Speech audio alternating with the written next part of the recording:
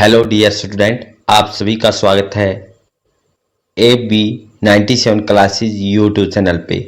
आज की इस वीडियो में हम हरियाणा सीएटी एग्ज़ाम के लिए जो हिस्ट्री का मोस्ट इम्पोर्टेंट क्वेश्चन है वो हम डिस्कशन करेंगे। और जो हमारा टॉपिक रहेगा वो रहेगा दक्षिण भारत। दक्षिण भारत से जितने भी जो हमारे क्वेश्चन बनेंगे हम इस वीडियो में कवर करेंगे। तो आज के सेशन को हम शुरू करते हैं। दक्षिण भारत में जितने हमारे जो शासक हुए हैं, चोल, पल्लव, राष्ट्रकूट, ये आज की सब क्लास में हम अध्ययन करेंगे। तो आज के इस सेशन को हम शुरू करते हैं। जो भी साथी इस यूट्यूब चैनल पे पहली बार आए हैं तो इस चैनल को सब्सक्राइब जरूर करें। तो आज जो हमारा जो पहला जो क्वेश्चन होगा वो है आपके सामने कि संगम काल में रोमन व्यापार का केंद्र बताइए। जो संगम काल था उसमें रोमन व्यापार का प्रमुख केंद्र था वो क्या था। तो इस क्वेश्चन का जो हमारा आंसर है कौन सा रहेगा। तो इस क्वेश्चन में हमारा आंसर सही रहेगा ऑप्शन बी, अरिकामेडू है। ये हमारे इस क्वेश्चन का जो सही आंसर रहेगा।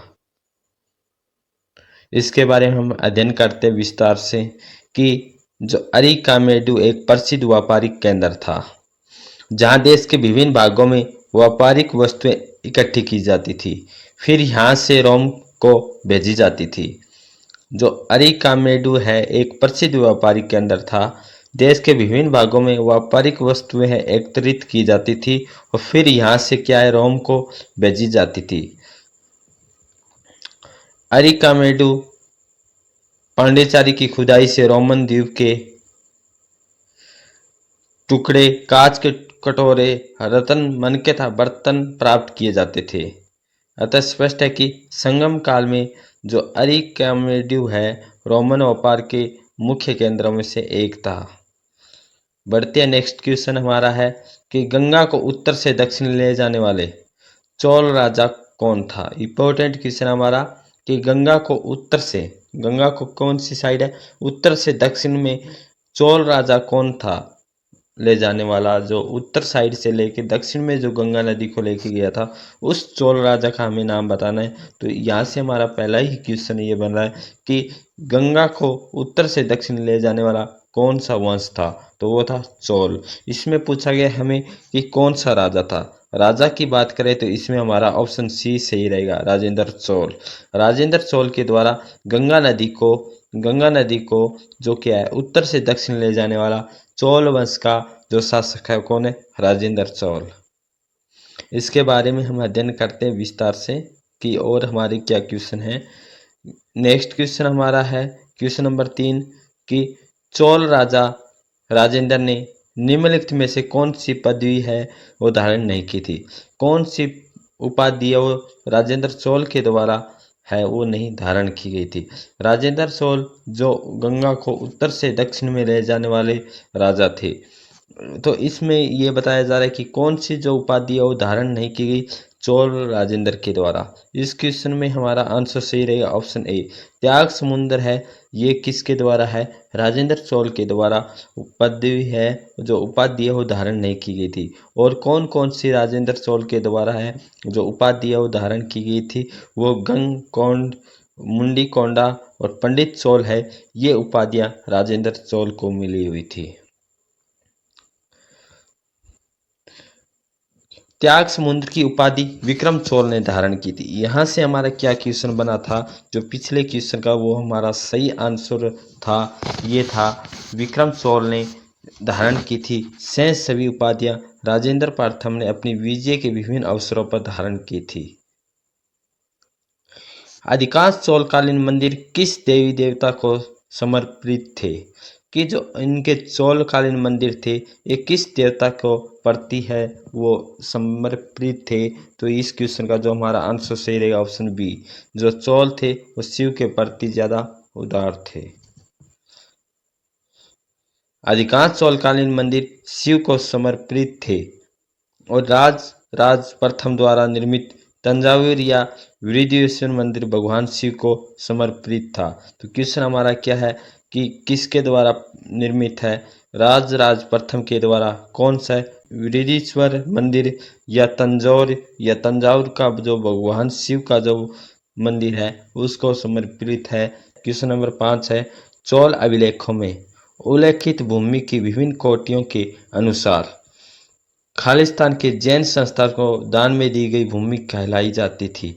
कि चौव अभिलेख है उनसे क्या पता चलता है, विभिन्न कोटियों को एक की किसके अनुसार जैन संस्थानों में दान दी जाती थी।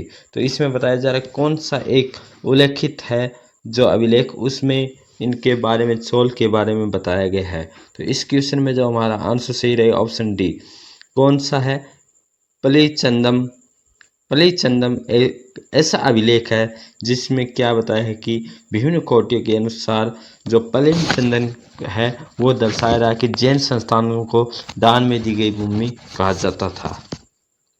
नेक्स्ट क्वेश्चन है, चोल वंश भारत के किस भाग में अधिकतर पर शासन करते थे? चोल किस साइड है अपना शासन अधिकतर किया था? तो इस क्वेश्चन का जो हमारा आंसर सही बनेगा वो बनेगा जी ऑप्शन डी, दक्षिण भारत। चोल वंश प्राचीन भारत का एक राजवंश था।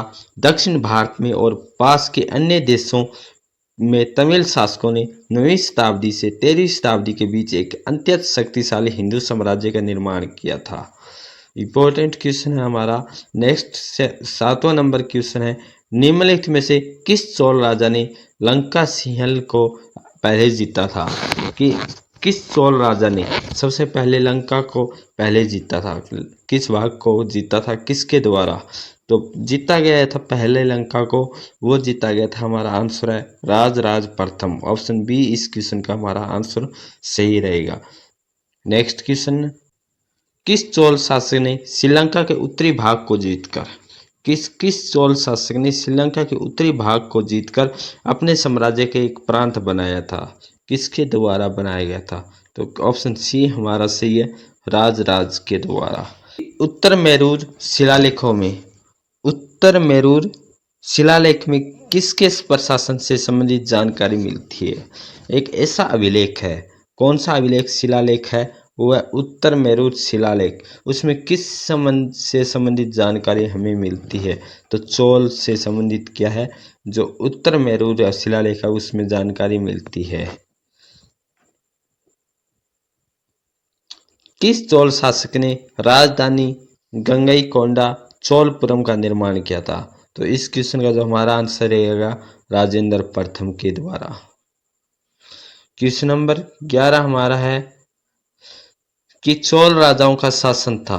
चोल राजाओं का शासन कहाँ था? आंध्र प्रदेश, केरल, बंगाल या तमिलनाडु? तो इस क्वेश्चन का जो हमारा आंसर सही रहेगा option A, Tamil Nadu. Next question है कि प्राचीन चोल साम्राज्य की राजधानी क्या थी? प्राचीन चोल साम्राज्य की सबसे प्राचीन जो राजधानी है वो कौन थी? वो थी उरेयूर। उरेयूर है प्राचीन चोल साम्राज्य की राजधानी कहा जाता था। ऑप्शन ए इस क्वेश्चन का हमारा सही रहेगा। क्वेश्चन नंबर 13 है कि राष्ट्रकूटों की प्रारंभिक राजधानी निम्नलिखित में से कौन सी थी? सोपारा और एलोरा? क्या ये क्वेश्चन हमारा सही है? और बाकी ऑप्शन में है वातापी है या अजंता है? तो इसमें जो हमारा आंसर सही रहेगा वो रहेगा एलोरा। एलोरा की जो गुफा है वो सबसे इसमें फेमस थी। एलोरा में कैलाश मंदिर का निर्माण किसके द्वारा करवाया गया था? इस क्वेश्चन का जो हमारा आंसर रहेगा ऑप्शन सी, कृष्ण प्रथम के द्वारा। और ये किस शैली से बना हुआ है, ये हम इम्पोर्टेंट है डिस्कशन करते हैं पॉइंट को, कि महाराष्ट्र के एलोरा में किस मंदिर का है निर्माण? कैलाशनाथ मंदिर का। किससे संबंधित है? राष्ट्रकूट से। और किसके द्वारा है ये बेसर शैली में निर्मित किया था? कि नरेश कृष्ण प्रथम के द्वारा। एलोरा में प्रसिद्ध शिव मंदिर का निर्माण किसने करवाया था? एलोरा में शिव मंदिर का निर्माण है वो करवाया गया था राष्ट्रकूट शासक प्रथम के द्वारा। एलोरा में शिव मंदिर का निर्माण करवाया था।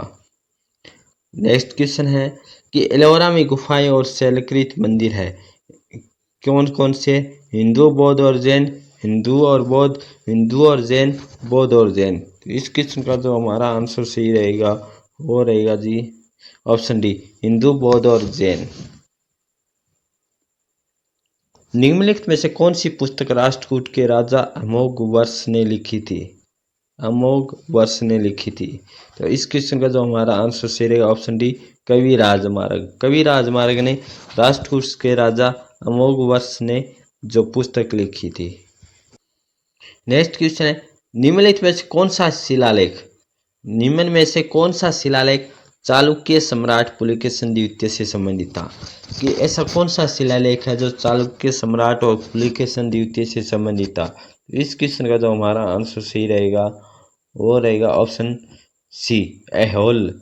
ऐहोल अभिलेख शिलालेख से चालुक्य सम्राट पुलकेशिन द्वितीय से संबंधित है वो जानकारी हमें मिलती है।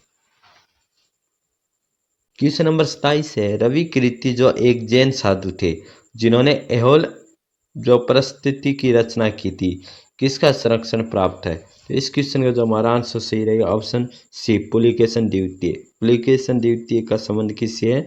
जो ऐहोल परिस्थिति की रचना की थी उस जिसका संरक्षण प्राप्त था।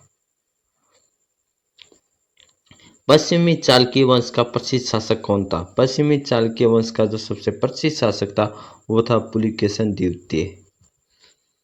नेक्स्ट क्वेश्चन है, क्वेश्चन नंबर 29 हमारा है कि प्रसिद्ध दिलवाड़ा मंदिर कहाँ स्थित है?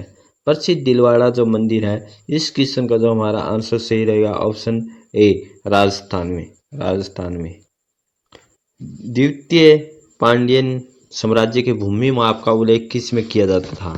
तो इस क्वेश्चन का जो हमारा आंसर सही रहेगा ऑप्शन ए। ऑप्शन ए इस क्वेश्चन का हमारा आंसर सही रहेगा कि थलईपुरम तांबे की प्लेटों। नेक्स्ट क्वेश्चन की तरफ बढ़ते हैं। क्वेश्चन नंबर 31 है हमारा, पुस्तक कथासरित सागर किसने लिखी थी?